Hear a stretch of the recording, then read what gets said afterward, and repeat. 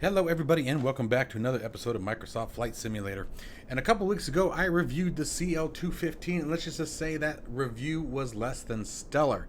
However, there is a community mod that has been developing over the last few weeks that has really started to shine, and I think is now time to bring that attention to the channel. So stick around guys, because this community mod is really turning this aircraft into something that's a lot of fun. If you are interested in acquiring any of my Overkills tutorial guides for Microsoft Flight Simulator, please consider joining me on Patreon. Patreon subscribers level tier 2 and above have access to all of my guides, as well as any future updates and future guides that will be coming down the road. Link to Patreon can be found in the description below.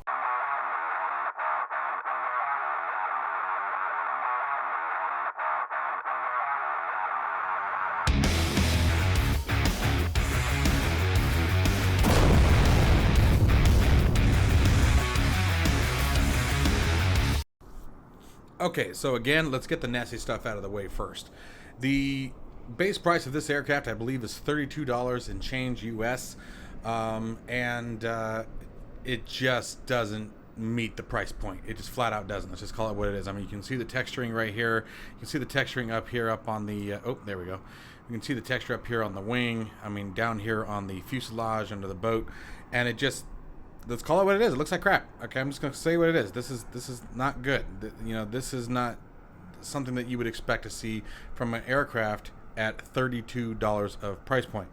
Now, with that being said, the next big issue was the sound. The sound of the aircraft was absolutely terrible. It was just an absolutely horrible thing.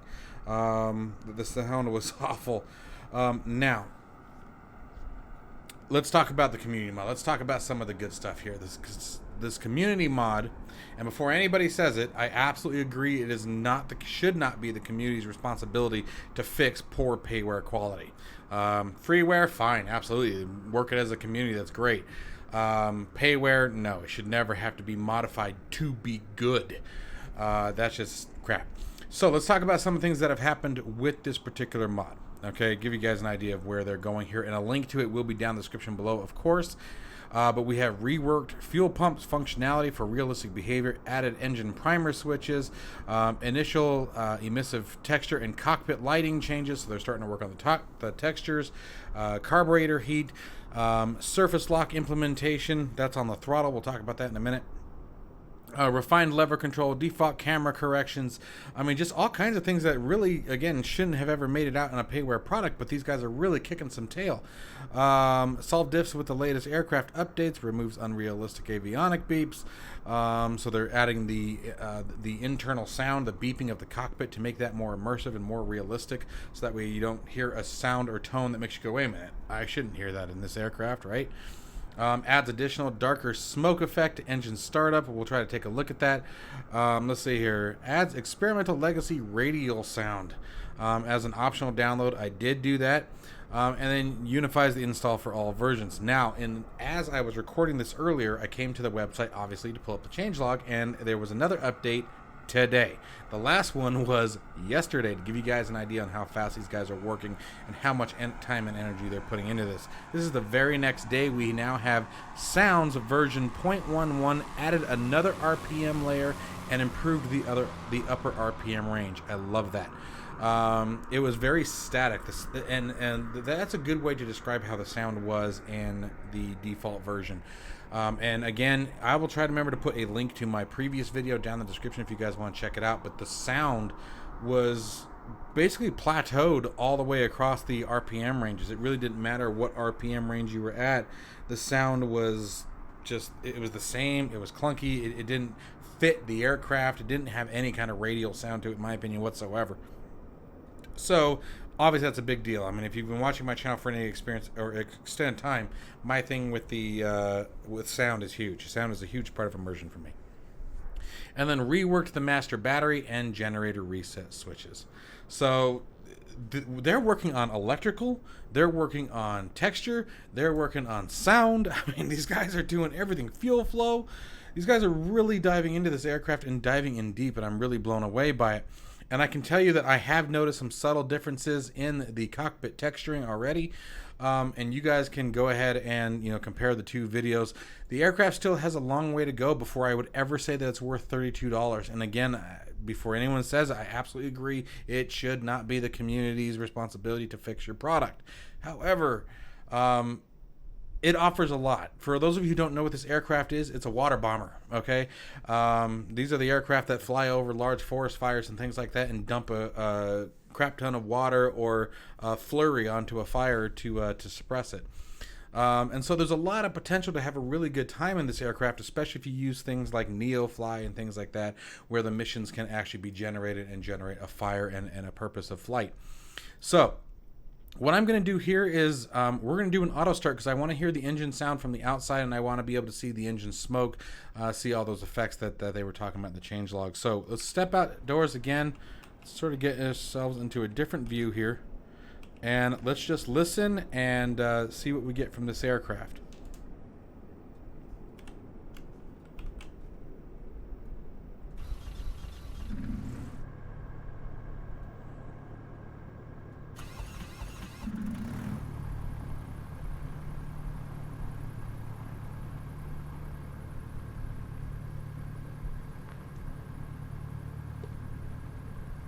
Okay.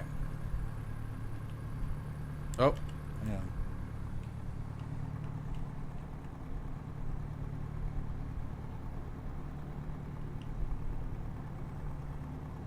Now I can tell you those sounds are significantly different from what I heard before. Now give me a second because I'm worried about one of my profiles being wrong.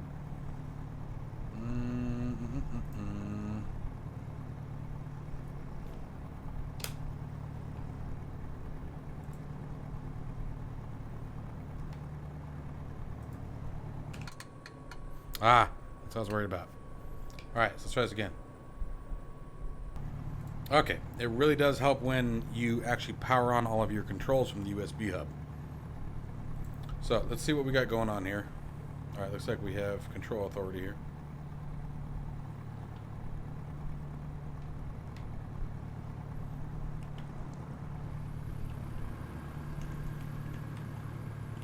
Alright, let's add some power. Parking brake should be set.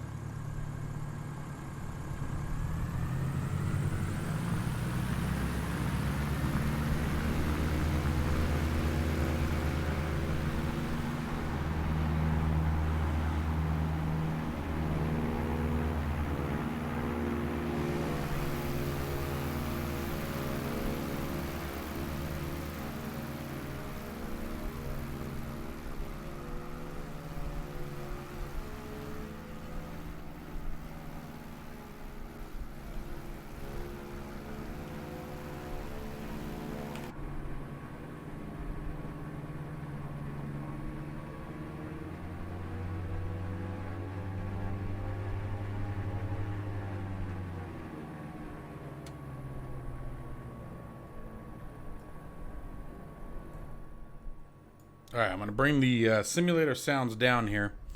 I want to talk to you guys real quick about how amazing this is.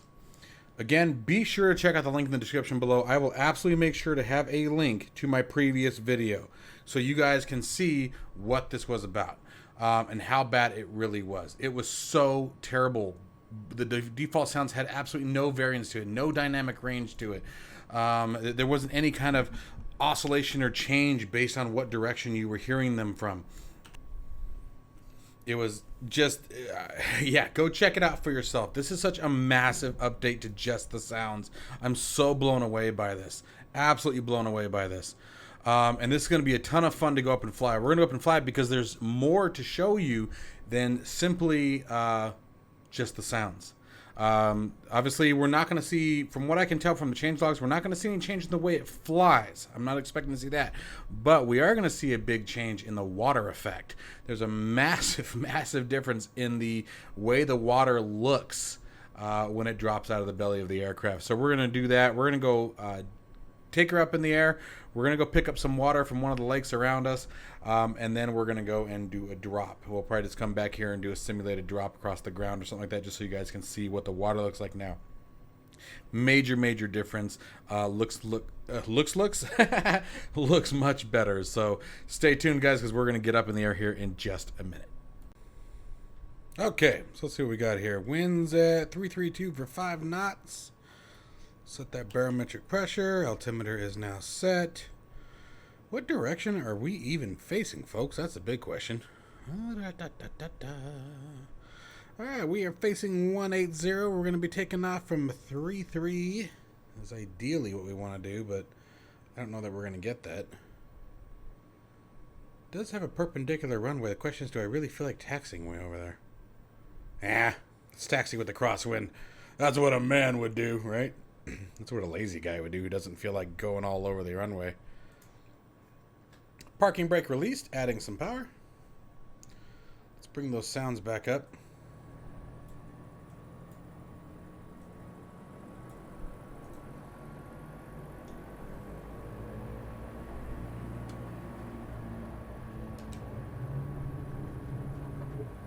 Setting flaps 1 for takeoff.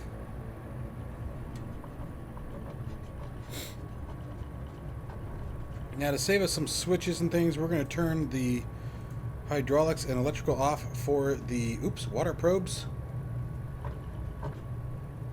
That will allow us, once we put the probes down, having the electrical and hydraulics enabled, make it possible to actually fuel the tanks with water.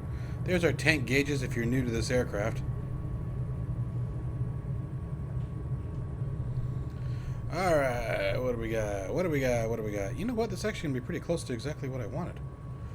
Alright, let's turn her around.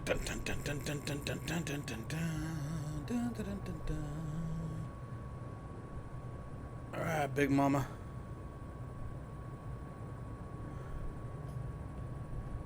Ooh, a little too much in the nose. There we go.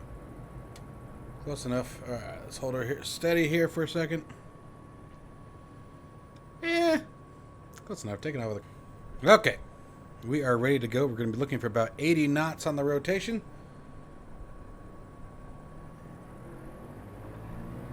Just being able to hear the engines throttle up in comparison to what we had to deal with before. I am turning the engine sound down just a bit.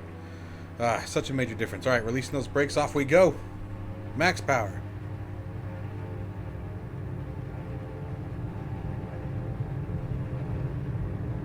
Airspeed alive. Oh, these sounds are so much better. There's rotation. Woo, baby. Don't be so gentle on me. Gear coming up. 110 knots, flaps up. And let's start pulling some manifold pressure back down to about 35 pounds. And let's watch those engine RPMs, take them down to about 2,500.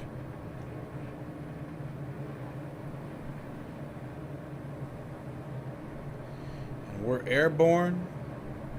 We're looking good. We are in Eastern Australia, by the way, with an Italian livery.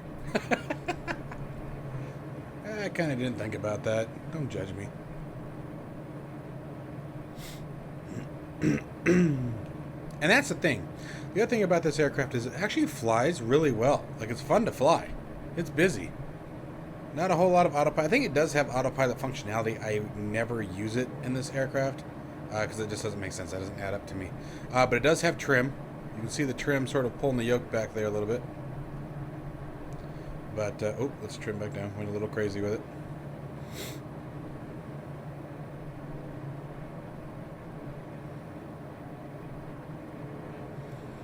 So she is nice to fly. It really is.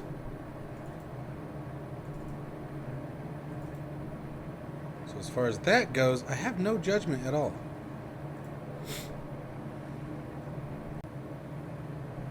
Sorry for the interrupts in the video there. I keep cutting it out because I keep getting, like, my nose is going, man. And it just started. I had salad for lunch, so it's not like I had anything, like spicy that'll make your nose run. But man, it just like started out of nowhere. It's driving me crazy.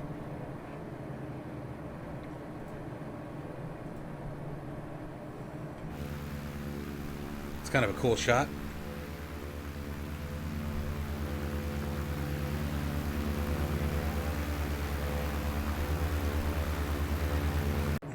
Okay, so now let's see if I can land this thing without screwing it up. We're going to go flaps 1 in for now. We're going to pull some RPMs off. I got way higher than I wanted to, which is why we're dumping the RPMs. I need to descend without accelerating to its max, which we are still doing. I'm going to try to pull a bit more flaps in.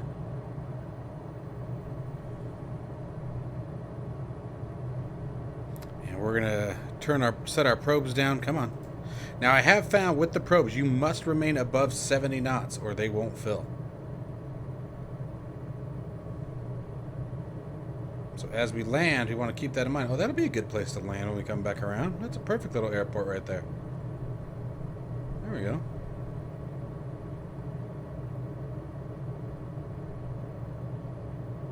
Here's 130 knots. We're going to go full flaps here. Trying to get the damn airspeed out of it while descending. So again, that was my fault. It's kind of what I get. It's really kind of what I get.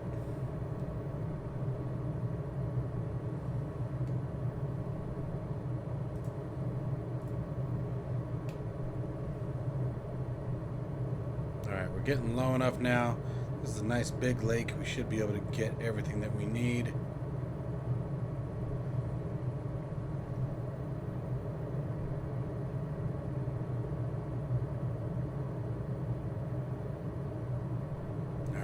Let's let it float for a minute. Bleed more of that airspeed off.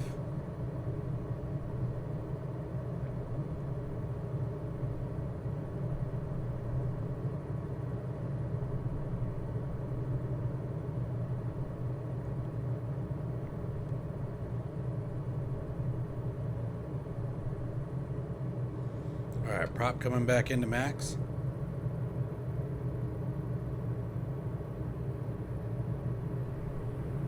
Get over that glitch there. There we go. All right, looking at 80 knots now. There's 90. Nice gentle set in. Here we go. Ah, I'm telling you, my nose, man, it's driving me nuts. Okay. Now this is the part I always have a hard time with this aircraft, is getting it to settle down in the water. And I gotta watch that airspeed. Notice that our water gauges went up a little bit. Stop bouncing.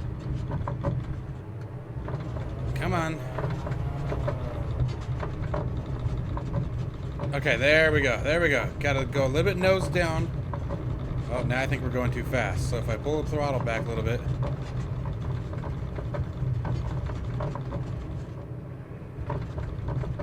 Come on, come back. Pulling that power way off. It'd be nice to see the drag increased. When it's in the water. I mean, it should be slowing down pretty quick, I feel like. Alright, come on. We should be getting water at this speed.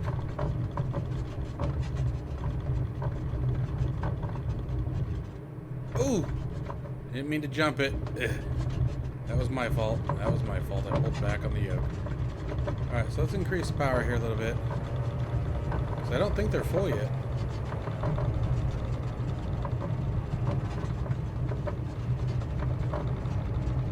Well, maybe they are. Maybe they're at max. Alright, well in that case, let's get it back in the air, because mercy. Alright, flaps coming up. There's 120 knots. Go to flaps 1. Whew.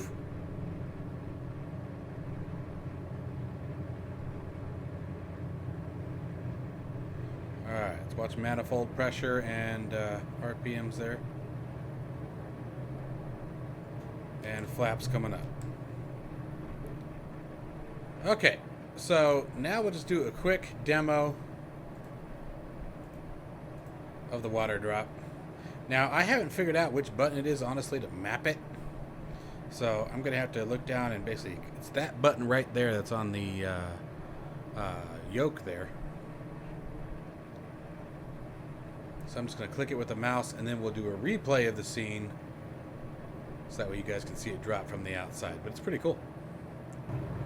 Alright, so now we're going to put some more water back into it.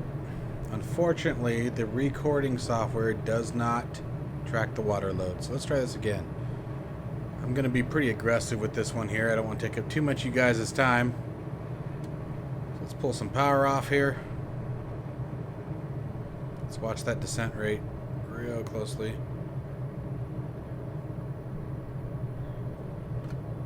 Prop back to full.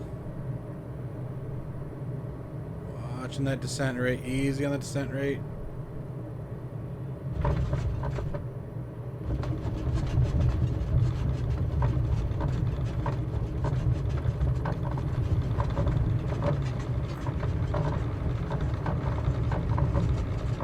Alright, that was much better. That is max tanks there.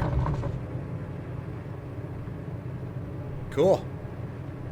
Alright, that wasn't too bad. So you do definitely want to have a little bit of down pressure on that yoke. It makes a big difference. I'm not very proficient with the waters, guys, so water landings. So forgive me for being uneducated in that department. We can put the probes up though. Tanks are still armed, so we're going to try this again. We're just going to sort of come right over here, over this water line, I guess. There we go. There's a nice clear pasture.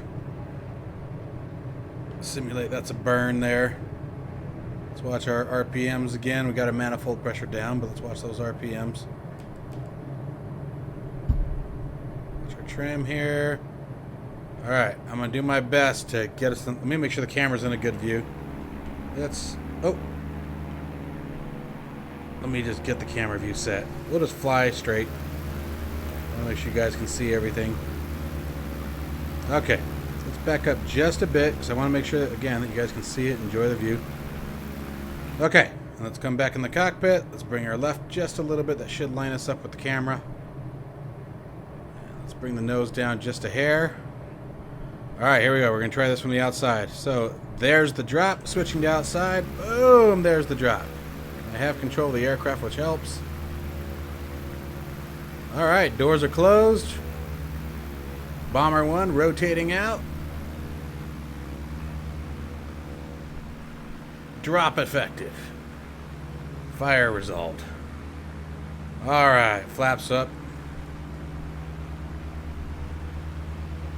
Maybe that was just the ailerons. It looked like the flaps were down there for a second. Anyway, so like I said, guys, you can really do some really awesome simulations. The sound improvement, I think, is my personal favorite so far of everything that I've seen. The sound in the water. The water textures are significantly better than the default textures that come with it. The drop dissipation seems to last a bit longer, gives you more of that effect. It was nice being able to actually switch to the external view.